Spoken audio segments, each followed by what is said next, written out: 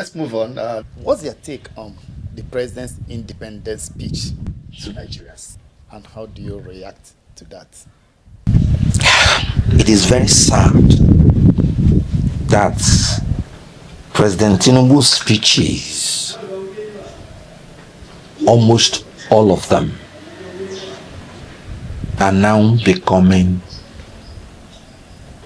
a propaganda machine.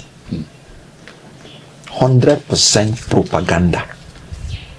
No element of truth. No element of substance. None. It's unfortunate that any time now you sit down, you want to listen to the president talk, what you'll be hearing is complete braggadocio, complete propaganda, devoid of substance, devoid of truth. And making such broadcasts when people are suffering and dying out of hunger and hardship is disheartening. Throughout the whole speech, did you hear him mention how much Nigeria is owing now? Nigeria is owing $100 billion. That's about 150 trillion naira. And Tinubu borrowed almost half of this amount within 2 years. And he's telling you about the economy improving. Everything his government is doing now is based on rebasing. Because they cannot stand up with the truth of the facts. They'll tell you they have rebased the GDP. They'll tell you they have rebased the inflation in order to manipulate the figures. Let me tell you the hoax that has become this government. Part of the propaganda they used to come into government is that by 2030 they will make Nigerian economy $1 trillion economy. After they are rebasing, Nigerian economy, the GDP is about $243 billion. The president is touting that. Guys, follow me and watch in-depth analysis of the speech that Bola Ahmed Tinubu gave to Nigerians on Nigeria 65 years of independence. Are we going up or are we coming down? This country is finished if nothing is done to redeem this country from the dungeon that it is. Guys, follow me and watch this analysis given by Kenneth Okonkwo. The GDP has increased this is by 4.23%. 4.23% of the GDP. Give them even $280 billion. Dash them that, because at times they would issue the propaganda that is $280 billion. Because basically it's about 372 point something trillion naira, which is about 243 billion.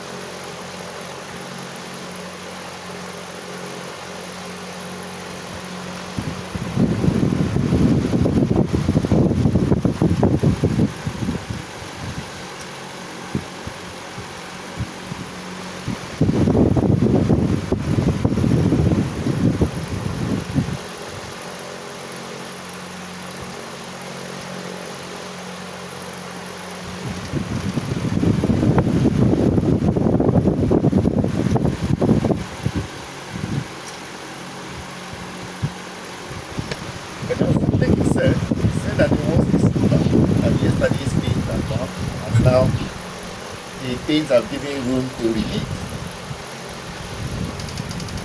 The minimum wage is still 70,000 naira. At the cost of 1,500 naira, that should be about $45 a month. Not up to $2 a day. $2 a day is the level they will say people are not in abject poverty. So please, what pain has relieved? Help me. Dangote is threatening is going to increase the price of fuel. We are buying it almost 1,000 naira. It has not reduced. So please, pain has increased. A young girl fell from two-story building and died. And there was no adequate rush of education for security people available to take any instant action because of insecurity, which pain has reduced. Is it in the economy or where? So that is propaganda. The truth is that the pain is increasing. Look at the young boys that are dying out of heart attack. Heart attack used to be things for old people. Now it's now prevalent among young people. What do you think is killing them? Bad economy, failing economy, no education. He even said that people now have more access to education. Sorry, Mr. President.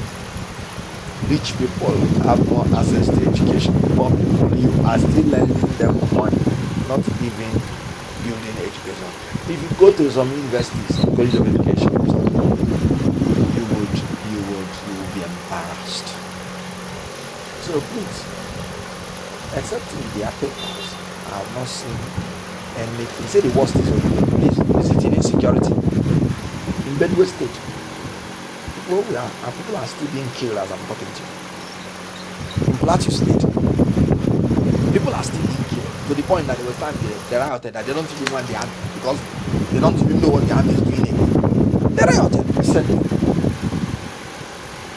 What happened with that young lady? Happened in Abuja. Insecurity. Is it in Zamfara? Is it in Katsina? Is it in Southeast? Is it in the Southwest?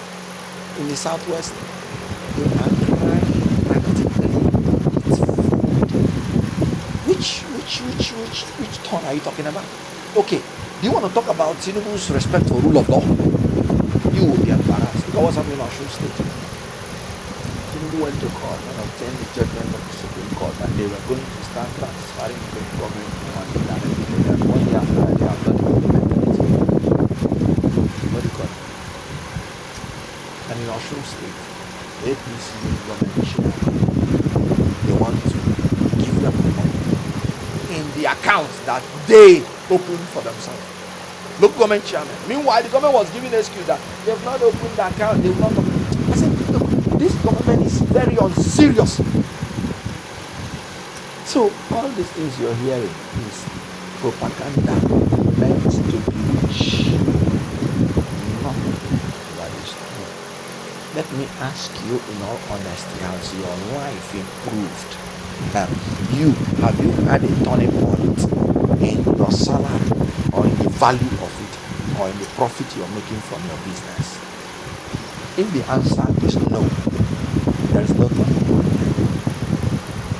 J&J, Johnson & Johnson, a pharmaceutical company, just left Nigeria. Just left Nigeria weeks ago. So how many of the expected companies are? They can only come when our raw materials, God giving something, that's what they're looking for. Maybe to mine, to do this, because that one is coming from the soil. When other countries are talking about AR, we're talking about survival. Related to that, how would you describe the state of the Nigerian economy? Failed. One word. Failed. Because the most natural product that we have failed like people are fighting to kill themselves. You can see in the oil. Oil alone. We are refining oil alone and all its subsidiaries, all the products that you can get. If you can get them alone and export them, we'll still be #1 nation on earth. Just look at Dangote that has not lasted up to a week. We are now in that exporter for jet fuel to advance on the AFISO plan. I told them to prepare for Dangote comes in, otherwise facing the same problem as Dangote was not existing. I said if Dangote comes in, the price of fuel will still not be cheaper. What is happening now? Why did I say so? Because what we are suffering is cost of production induced inflation, not demand pull inflation. Now, there is an inelastic demand when it has to do with oil. In other words, no matter the price, the demand will be the same. So, but when cost of production is high, there is no way you will sell at a lower price. Otherwise, you fold up. So Dangote cannot sell at a lower price because his cost of production is high. Yet, this government, rather than doing things to reduce cost of production, they are doing things to discourage demand. Meaning we are suffering from stagflation. The prices of goods are high and there is no money to buy. Stagflation is one of the worst situations that you can be in. That's why I said the Nigerian economy is stagnated because we are suffering stagflation. The goods are high and there's no money to buy. That's why the companies are falling like pack of cards. Dangote was not the richest man in Africa. His company would have collapsed. But he has what it takes to sustain the fight. And that's why he's surviving. So the economy of Nigeria now has failed. You will soon see. Can you imagine Tinubu saying he inherited a near collapse economy? Assuming another president comes in now and is inheriting the indices of Tinubu, that is a collapsed economy. Because you, Tinubu, inherited 77 trillion naira in national debt. He's going to inherit 150 trillion naira in national debt. Which one is collapsible more than the other? You, Tinubu, inherited 195 naira PMS per liter. The president, whoever is taking over, because he's a one-term president, Tinubu is a one-term president, will inherit almost 1,000 naira per liter. Which one is more collapsible? In security, in economy, in respect for rule of law? Zero. And you're saying you inherited India? When you want to make such statement, wait. When you have improved on what you met, that's when you can make such statement. But when it is worse, sorry, you're part of the problem, not part of the solution. Why do you say it's a long-term president? Of course not. Please have an option of the president. Okay. You want me to take it? The political zone by the political zone? Okay. Let me start from Southeast. Whoever is from the Southeastern votes again for this president is not a true son of the Southeast. And I say this without any reservation. Why do I say that? Already, the Southeast people are feeling marginalized because they have only 5 states. And you can imagine this president that is gave us all the ministers. We are entitled to 5 ministers by the Constitution. 2 ministers. Minister of Science, Minister of Works. That's all. When this government came in, we had 4 ministers. In other places, he changed ministers. He replaced it with ministers. He changed 2 of our ministers and did not give us ministers again. We had the Minister of Women Affairs in Anambra State. Tinubu took it and did not replace it with another minister. Don't tell me Minister of State. I've told you, Minister of State is an assistant to the Minister of Foreign Affairs. Is one Yusuf. Is Honorable Yusuf Tuga. That's the Minister of Foreign Affairs. So Anambra State now has no substantive minister. Took our Minister of Industry and Trade from Abia. Is it Abia or Imo? Did not replace it. Don't give me that thing about Minister of State, because the Minister of Finance today is Wole Edu. So, when the opportunity came for the Abia Minister of State to be promoted promoted substantive minister of labor. But the substantive minister went back to the Senate, rejecting to be a minister, preferred to be a senator. Who knows why?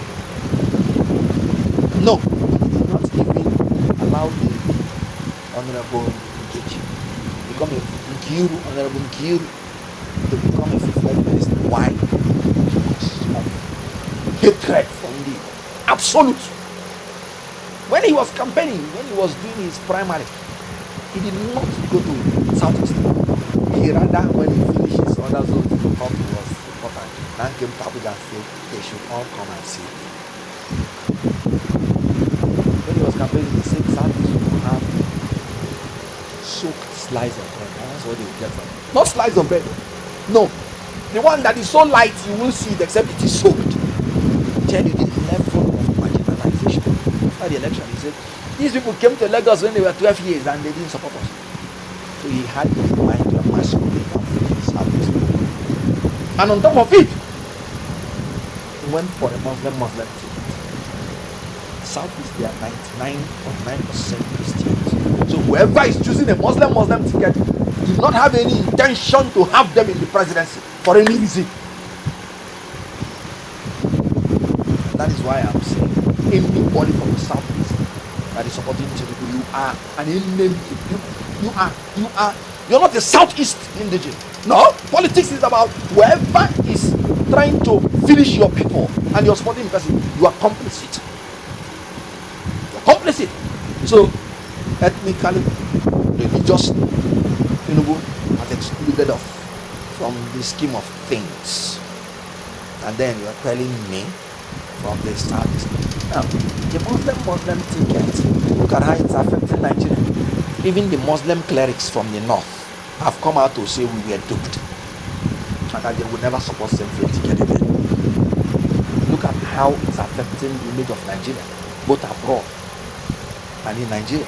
The Christian nations are now saying that the Christians are persecuted, the Christians are being slaughtered. And let me tell you, they might not tell you that openly, but it's because of the Muslim ticket.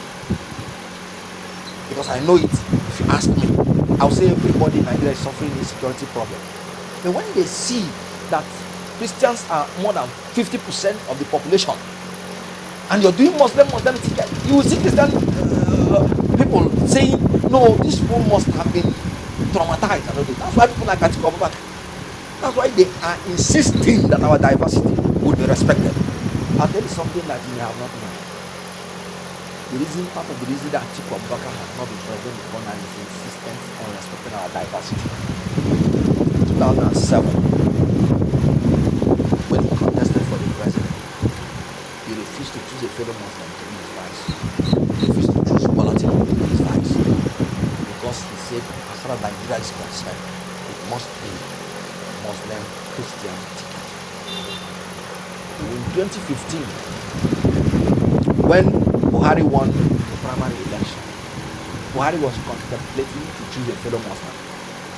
Buhari went to Atiku to ask for Atiku's support after the primary. Atiku told him, I will support you on one condition: you cannot choose a fellow Muslim to run. And Buhari, it was tough for him because he knew the commitment. Then after a while, he came and gave his assurance to Atiku, and Atiku supported Buhari.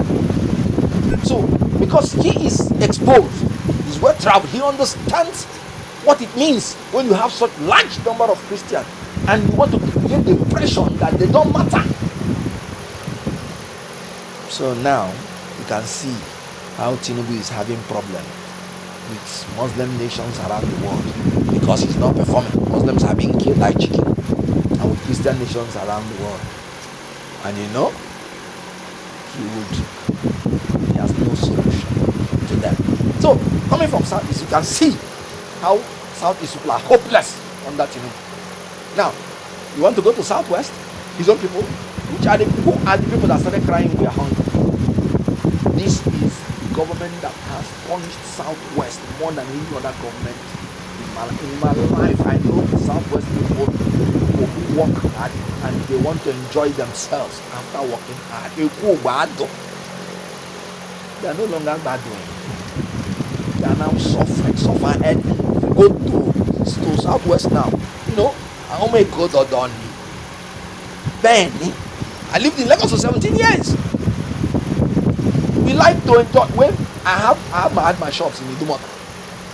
So when we walk in the evening, you come and see enjoyment. It is no longer there. What you are seeing is begging. This government has reduced Yoruba people to beggars. I know what I'm talking about. Yoruba people that like to work hard, brilliant guys. I was taught by some very brilliant professors of Yoruba origin when I was reading my law. I so much like these people. Now people has reduced them to beggars. No more Eku Bandu, it's Eku suffering. That's what is happening in Southwest now. And they want the Southwest to come and vote for him. Of course, they didn't even vote for him. Lagos State did not even vote for him in 2023. I believe that the other Southwest states will join up and remove this man. They are suffering. Suffering. If you go inside the villages in Yoruba land, you will cry. And I know what I'm talking about. Let them prove me wrong. Are you talking about the North Central? No. Let's finish the South. Are you talking about South? Tinubu opened robbed River State of 6 months of the leadership they elected by themselves. Tell me any zone after going through what River State went through. 6 months of their resources being carted away by strangers. All the projects meant to at least assuage the level of suffering in Nigeria that Governor Fubara had brought up for River State. Tinubu just suspended the leaders, took them out for nothing, and brought a stranger to start destroying the resources of River State. You're from such zone, and you're thinking something wrong with you. Are you talking about North Central? You're from Benue, you're from Plateau, you're from Taraba, which is going down to Northeast, and you're suffering this level of insecurity. Look at Kwara State now. We're talking about insurgency, the armed bombing. These are places that used to be peaceful. Look at Kogi. Look at Niger. Even natural disaster like flood will claim hundreds in Niger. Now in Abuja, you can see how a young lady fell and died. Insecurity everywhere. Insensitivity everywhere. Natural disaster, the government will display insensitivity. Insecurity, the government will display incompetence. Throughout North Central, it has been one tragedy or the other. That each succeeding event now is continually becoming a harbinger of disaster. Tell me who is in North Central that will remember Tinubu in 2027? You want to doubt me that he's not a one-term president? There is anything like half-term president. Some APC members vowed with their blood. Some of them have even died. And even in their dying wish, they were saying Tinubu is a one-term president. I'm talking about people like Jesus was not possible. He came out. Even when he was dying, he was saying Tinubu will be a one-term president. I'm sure in the spirit world now, as a spirit, I'm sure he's fighting to make sure that Tinubu is a one-term president. APC member. Look at what's happening. You want to talk about Northwest? I told them as I'm fine. People massacred during the time of worship. Killed. Muslims, and this is the man who used Muslim ticket to beguile them. Most of the votes that he got, that he's purporting that he won the election, came from Northwest. But what they are going through now, is it the Northwest that will come to support him? I don't talk about Northeast. The governor of Borno has cried and cried, screamed, please don't take the resources they are using to fight insurgents. Insurgency is still there. And now you can see the resurgence in insurgents. Killing farmers. The last time I have something killed.